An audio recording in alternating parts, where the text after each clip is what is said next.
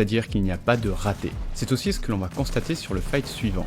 Un adversaire va venir sur le mur de Ashris, sur une rampe qui appartient au décor, et donc avec laquelle il ne peut pas se protéger. Il fait l'erreur de vouloir donner 2 coups de pioche, et Ashris le surprend avec une édite grande ouverte qui fait que son coup de pioche ne touche pas, donc il ne peut pas remplacer le mur, et Ashris peut lui mettre une balle sans craindre de prendre des dégâts en retour.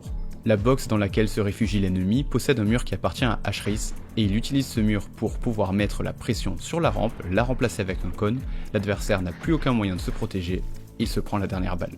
Un petit détail que l'on voit mieux à vitesse réelle, c'est les micro-utilisations de sprint pour passer d'un angle à l'autre. Essayez d'implémenter ça dans votre gameplay également, c'est très utile. On se retrouve un peu plus tard après une rota jetpack pour l'ennemi suivant. La première chose notable et que vous devriez savoir dans cette saison, c'est que vous pouvez construire dès que vous touchez le sol avant que l'effet de caméra ne revienne à la normale. Avec un bleuvage, il trinque ensuite à la santé de mes abonnés, donc si tu n'es pas abonné, abonne-toi. Et le fait d'être soigné en continu par le bleuvage va lui permettre de prendre plus de risques. Le fait de prendre plus de risques va lui